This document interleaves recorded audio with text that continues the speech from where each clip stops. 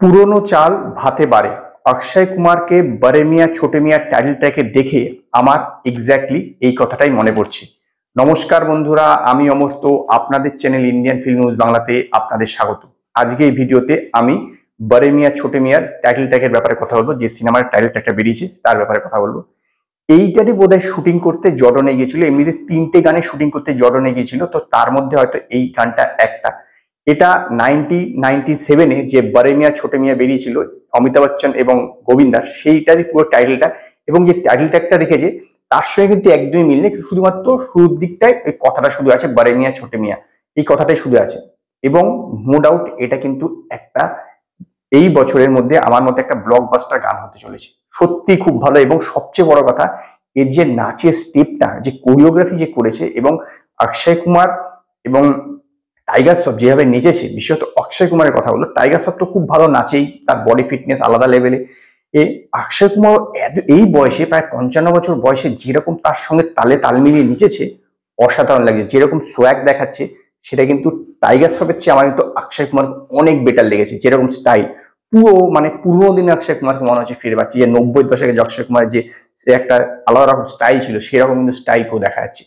অনিরুদ্ধ রবিচন্দ্রন এবং বিশাল মিশ্রা দুইজনে গেয়েছে, এবং বিশাল মিশ্রা এর হচ্ছে যে মিউজিক ডাইরেক্টর। অনিরুদ্ধ রবিচন্দ্রন যে গানগুলো গায় সেগুলো কিন্তু সত্যি আলাদা হয়। গানের কথাগুলোর মধ্যে কিন্তু একটা জিনিস প্রমাণিত, যে এইটা কিন্তু একটা বন্ধুত্বের গান হতে চলেছে। পুরোটাই কিন্তু এখানে দেখাচ্ছে বন্ধুত্বের গান। মানে বোঝাতে চাইছে যে যখন ছোট মিয়া প্রবলেমে পড়ে তখন বড় মিয়া আসবে, আর বড় মিয়া প্রবলেমে পড়লে ছোট মিয়া আসবে। যেরকম ছোট মিয়া আসবে, যেরকম এর আগের যে সিনেমাটাতে ছিল সেরকমই কিন্তু, মানে প্যাটার্নটা এক। আমি এটা বলতে চাইছি, আমি বলছি না গল্প বা অন্য কিছু, পুরোটা আলাদা হতে পারে কিন্তু প্যাটার্নটা এক, এইটাই আমি বলতে চাইছি। এবং গানটা কিন্তু নো ডাউট ব্লকবাস্টার হওয়ার দিকে যাচ্ছে। একটা এই যে গানের যে নাচের যে দৃশ্যটা আছে না, যেটা মানে শুরুর দিকে স্টেপটা এদিক এদিক করে করছে, সেইটাতে কিন্তু সেই দৃশ্যটা কিন্তু আমার মনে হয় অনেক রিল তৈরি হবে। এমনিতে এখনকার দিনে যেরকম হচ্ছে, যে যত যেই গানের স্টেপের উপর বা যেই গানের যে অংশের উপর বেশি রিল হয়, সেই গানটাই কিন্তু ধরে নেওয়া হয় যে হিট হচ্ছে বা সুপারহিট হচ্ছে।